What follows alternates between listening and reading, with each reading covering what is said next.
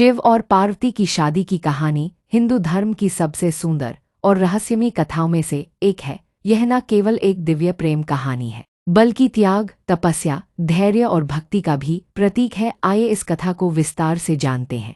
पार्वती राजा हिमालय और रानी मैनावती की पुत्री थीं, लेकिन यह जन्म उनका पहला नहीं था। इससे पहले पार्वती देवी सती के रूप में जन्मी थीं, जिन्होंने भगवान शिव से विवाह किया था। लेकिन सती ने अपने पिता दक्ष प्रजापति के यज्ञ में अपमानित होकर आत्मदाह कर लिया था।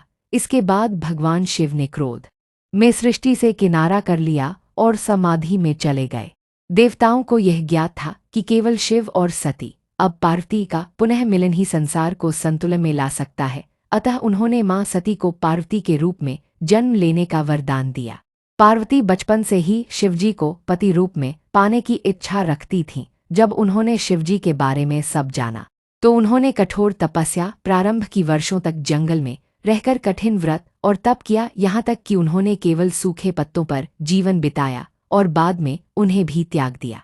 उनकी कठोर तपस्या देखकर देवताओं ने शिवजी से अनुरोध किया कि वे पार्वती को स्वीकार करें। शिवजी ने पहले पार्वती की भक्ति की परीक्षा ली। उन्होंने विभिन्न रूपों में आकर उन्हें भ्रमित करने की कोशिश की, लेकिन पार्वती अपने संकल्प पर अड़िग रहीं। अंततः भगवान शिव स्वयं प्रकट हुए और पार्वती की तपस्या से प्रसन्न होकर उन्हें अपनी अर्धांगिनी के रूप में स्वीकार कर लिया। भगवान शिव का रूप अत्यंत विचित्र था। जटाजूटधारी, गले में नाग, शरीर पर भस्म, मस्तक पर त्रिनेत्र। जब वे बारात लेकर हिमालय पहुंचे तो बारातियों में भूत, पिशाच, नाग, योगी और गण शामिल थे। यह देखकर पार्वती की मां मैनावती बेहोश हो गईं, लेकिन पार्वती ने अपने तप और प्रेम से सबको विश्वास दिलाया।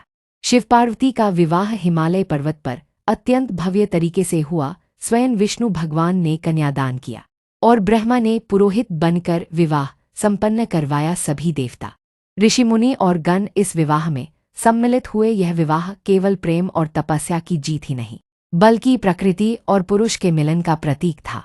शिव और पार्वती का विवाह ये दर्शाता है कि सच्चे प्रेम के लिए त्याग, धैर्य और तपस्या आवश्यक है। पार्वती ने अपने प्रेम के लिए कठिन तप किया और शिवजी ने उनकी भक्ति को स्वीकार किया। यह कथा हमें यह सिखाती है कि आत्मा का मिलन केवल भौतिक नहीं, बल्कि आध्यात्मिक स्तर पर होता है।